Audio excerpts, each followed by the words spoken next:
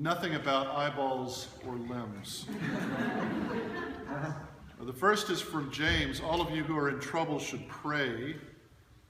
And the second is from the end of the gospel reading. Have salt in yourselves and be at peace with one another.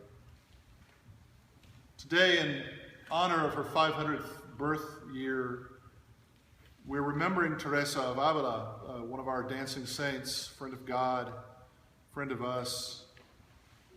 She was a woman who understood both the power of prayer and the necessity of having a salted life. She understood ecstasy as well as suffering, and sometimes these two phenomena occurred simultaneously in her prayer. She was a nun who, for the first 20 years of her vowed life, experienced a completely arid, meaningless vocation. She was a reformer who, despite her overwhelming ability and successes in founding monasteries, was called by her critics a restless gadabout, a disobedient and contumacious woman who invented wicked doctrines and devotions. And these critics were the ones who had the authority in the church to pen her up in her own convent, which they did, in order to try and suppress her reform. But they could not succeed. The Spirit of God moved through her life like a stream moving through a garden. She faced adversity with poetry, one of which we just heard and sang. But here's the whole poem. Let nothing disturb you, let nothing make you afraid. All things are passing. God alone never changes. Patience gains all things. If you have God, you will want for nothing. God alone suffices. She spoke to God easily. She would crack jokes and she would chide God for the weird ways that her life turned. When she was swamped in her carriage traveling from one monastery to another, she looked up and said to God, if this is how you treat your friends, no wonder you have so many enemies. She wrote that prayer is nothing more than living in friendship with God. Adversity, ecstasy, censure, humor. These are a few words that describe the life of Teresa. But the word that stands out for me is the word from the last part of the gospel, salt. In the same way that a little bit of salt can make the flavor of food explode, so the salt of Teresa's life propelled her forward and preserves her legacy today. Salt, in the context of the Hebrew Bible, is about covenant. Covenant is that which binds us to God and God to us. Salt is also what we hold in common. It binds us to each other. Last week was the annual diocesan clergy retreat up at the Bishop's Ranch. And it was a kind of wisdom reading of the four Gospels, including stopping at 4 stations to do reflection on 4 themes. It was mystical-ish. There was a lot of invitation to expand our consciousness in our reading of the Gospel. And it was also really, really hot, by the way. So one afternoon, I went on an excursion with some friends. We, went wine tasting and played bocce. And it was hot. And the sun was beating down on us, and we sweated a lot. And at one point, I got back to the ranch after the excursion, and I put my hand to my mouth, and I tasted the salt. I had sweated out my body's salt. I could taste the salt that had been in my body was now on the surface of my body. It was that sharp taste, that sticky sensation on my skin. What had been inside of me was now outside of me. My salt coated my body. And although I call it my salt, it really isn't mine. The salt that is a part of my body is something that belongs to us all. It's in my body now, but it comes out in my sweat and passes into the water supply to be passed on to some other. The salt with which I am salted is something that is shared with me by the universe, and it is shared with everyone who has ever lived and ever will live. And although it seems to be mine, it really isn't. It's like my prayer. I think my prayer belongs to me, that it's mine, that I hold it. But it belongs to you and to the universe. It's one prayer that we sometimes step into like you might step into a stream. But that prayer, that energy, that divine light suffuses us all.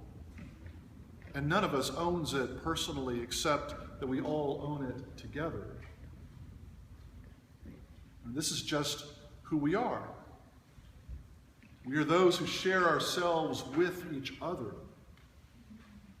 What we share with one another is that which gives savor to life. Consciously or not, we're bound to each other in this way. It's in our mutuality that we are built together as one body. The respect and the trust that salts our lives gives us the power to live at peace with one another.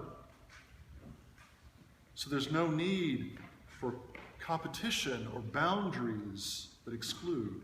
There are no insiders and no outsiders. Everyone shares in the one common humanity. Now, Teresa reflected this reality in the communities that she formed. Fundamental to her welcome was a desire, above all else, to live in prayerful friendship with God. And she shared this desire with the sisters with whom she shared monastic life.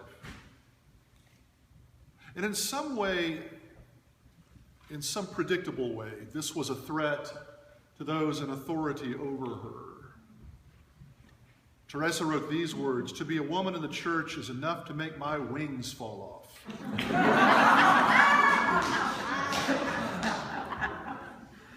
Church officials forbade the reading of any spiritual books by current authors who advocated and taught mystical prayer, and especially to women.